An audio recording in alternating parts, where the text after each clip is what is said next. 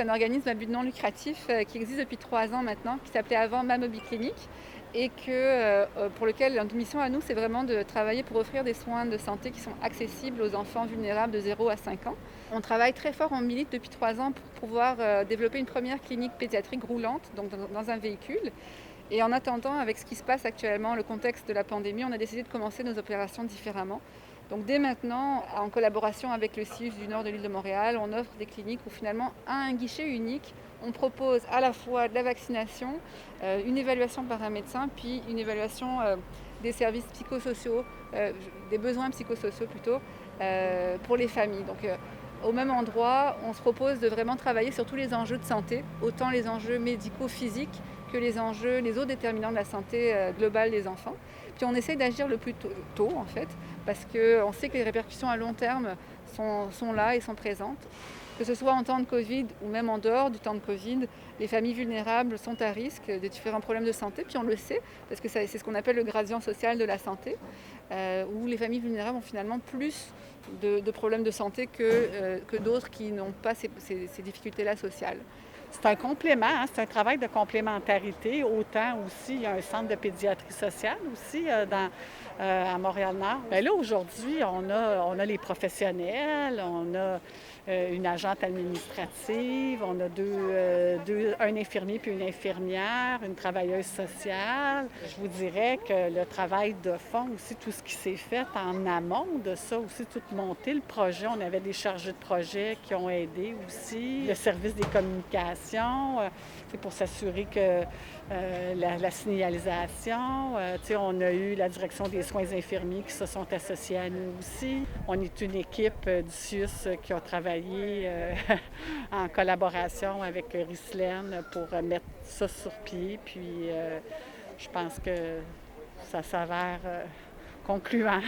Je travaille avec le CIUS, mais je suis aussi résident de Rivière-des-Prairies, donc je m'implique avec Parole d'Exclus depuis 2017.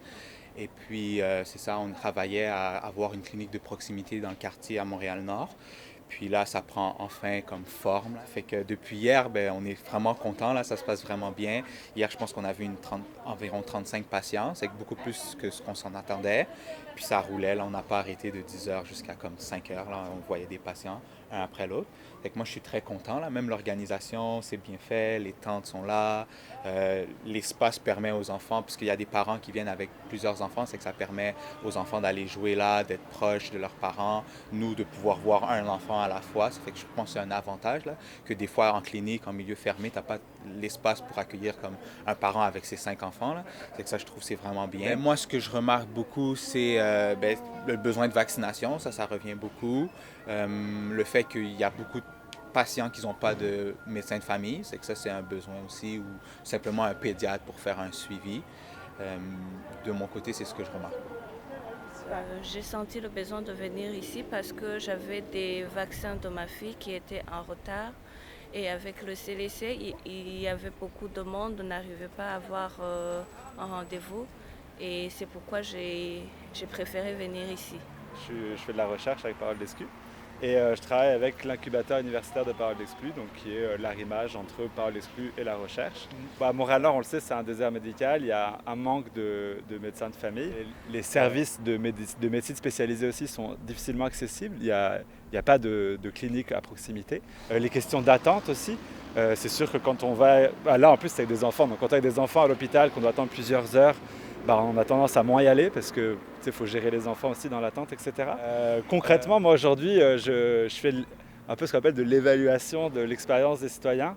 C'est sûr que souvent, les gens, quand on va le médecin, on retire un peu notre côté social de l'expérience. On devient comme des corps machines. On va voir un médecin pour se faire ausculter.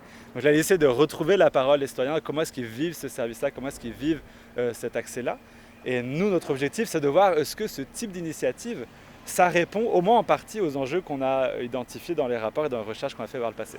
Donc, je pense que depuis hier, en tout cas, ça montre très bien qu'il y a un besoin dans Montréal-Nord pour que il y ait un service de proximité pour la pédiatrie.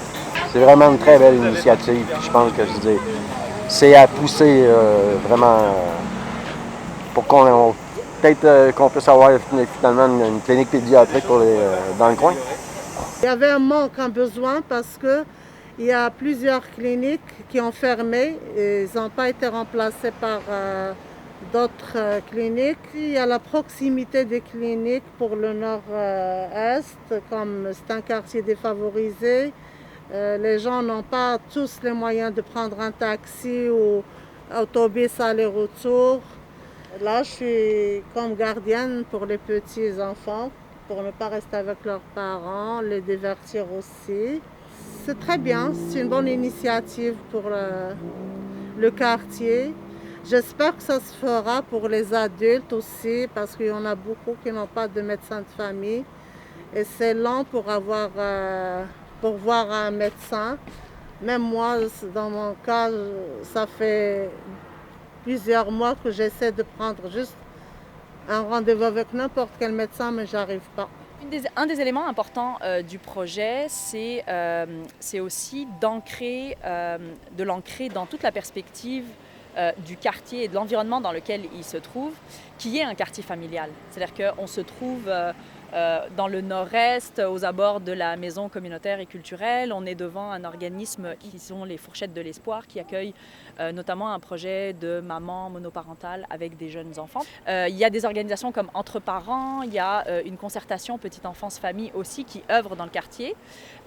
Et pour nous, c'était vraiment important de les appuyer logistiquement et de les appuyer en termes de mobilisation pour que ça puisse être une proposition pour la petite enfance et dans le fond, pour ce quartier très, très, très, très familial. Et c'est pour ça qu'on a accepté d'être des partenaires du projet. Non, je vous souhaite une très belle journée, puis continuez votre beau travail.